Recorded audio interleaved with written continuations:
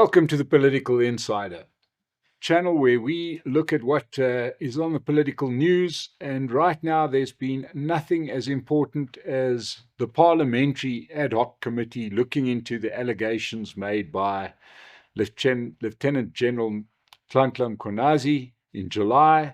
And now we're celebrating it. And oh my Lord, is this thing not opening up the biggest can of worms that we all kind of knew existed, but the depth is breathtaking between the incompetence and corruption of the police, together with complicity by some of our political masters who have been terrible in the way that they have mistreated the criminal justice system and our tax money, and in the process allowed some really dangerous, very bad criminal syndicates to grow and to prosper in the country while the economy has gone down. People die in murders.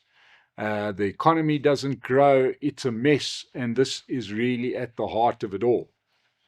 So how did the week wrap up in our parliamentary meeting? Well, it wrapped up with the testimony and the questioning of our Police Commissioner Fannie Masemola. Now, this guy was meant to be a turn. You've got to remember, we went through having a whole series of police commissioners for many, many years, all the way back to Jackie Salibi. Remember the cat with a hat, Becky Pele was a police commissioner at one point. Ria Piecha, what a joke. We had these people that had no policing knowledge, that were deployed cadres of the ANC, and they were there sent in to say, you guys can run the police. But in actual fact, they weren't sent in to fix the police at all. They were sent there to protect ANC interests. And it was fairly obvious because none of them came out of the police force. And we had high hopes when Masemola was appointed that, yeah, we finally got a policeman who can maybe clean up the police and do something to stop our rampant crime problem that we have in South Africa. Well, it turns out that if nothing else comes out of this commission, Masemola's career is over. What an idiot. What an absolute dullard. This guy sat in front of that committee just making one big fool of himself. He refuses, by his own admission, he refused to stand up to the political influence that the Police Minister Senzo Mchunu was putting him under. He would accept anything. If the police minister said to him, we are going to change the uniforms from blue to pink, he would have said, okay. This guy clearly thought that his brief was just there to take instructions, like he was some kind of constable.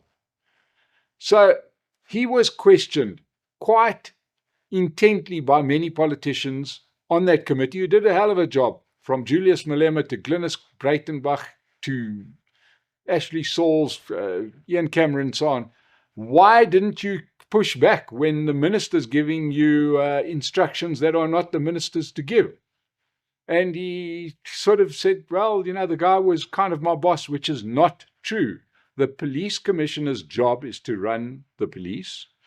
The police minister's job is to speak to the police commissioner, not to instruct him, not to run the police force for him. It is, you got to think about it, it's like if the person whose job it is to run Eskom must run Eskom.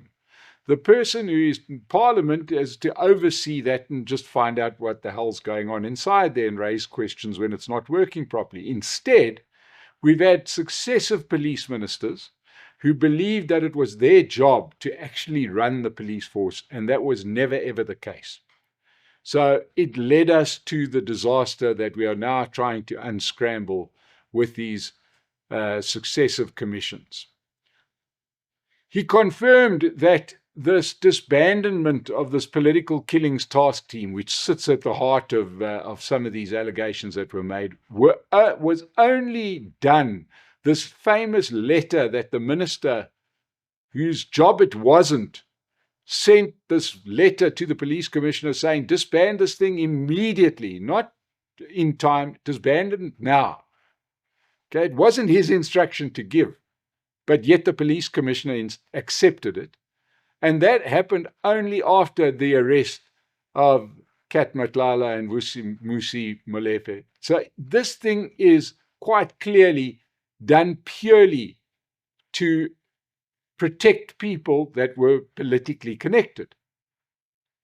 Right, so it's clear as daylight. But this police commissioner did not have the backbone, the testicular fortitude to stand up to the police minister.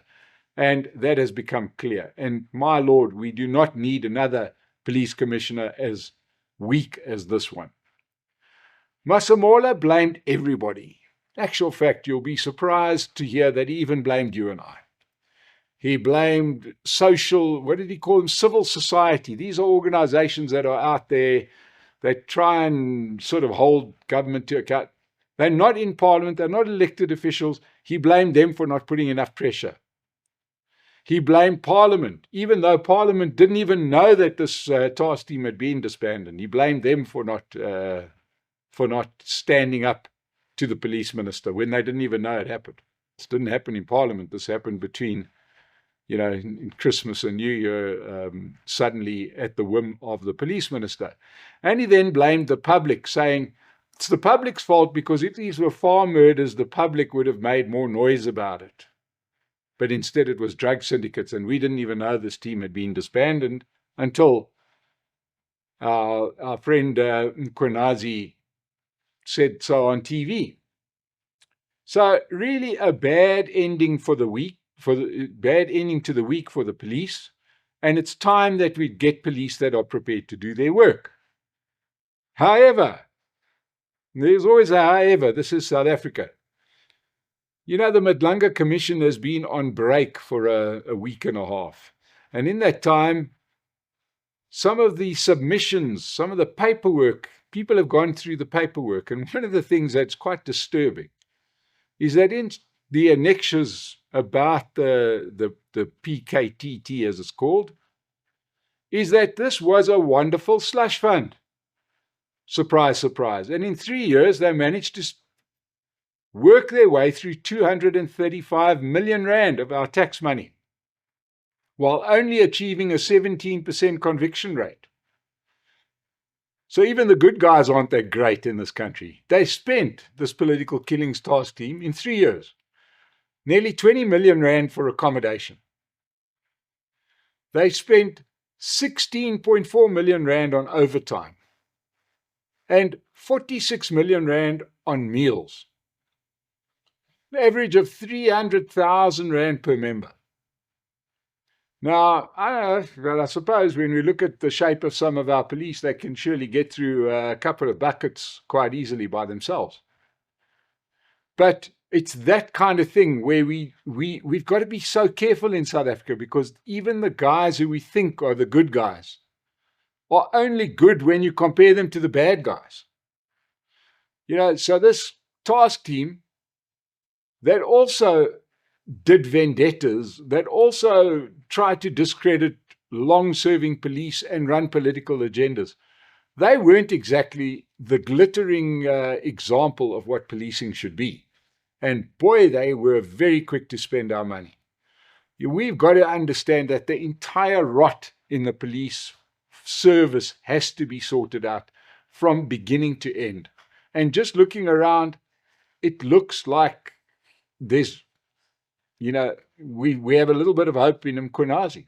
I mean, we all do. He seems to be the one person who wants to fight crime. But there's big question marks. You had a guy who wants to go after journalists and things like that. And in our desperation to find good guys, we've got to be very, very careful. This is also the person who took leave when he was Commissioner of Police in KZN. And when the riots, the Zuma riots of 2021 happened, what did Mkhwanazi do? He went on leave. And remember, his police famously did nothing. So we've got to be very, very careful. And this rot in police, my word, is so deep. It's going to take a Herculean effort to fix it up.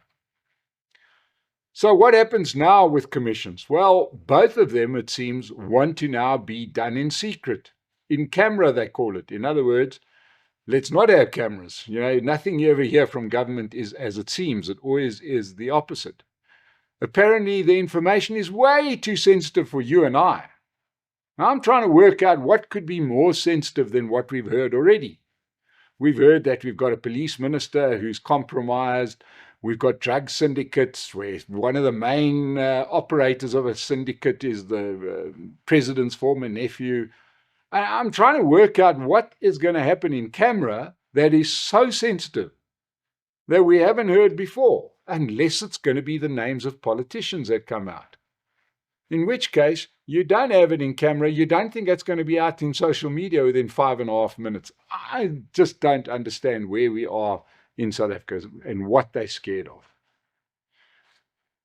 Let's move on to another depressing turn of events. I mean, this is something which anywhere in the world would be all over the news. You know, if this happened in places like the USA or Europe or whatever, it would be the only item on the front of the news. And that is some students at Fort Hare University.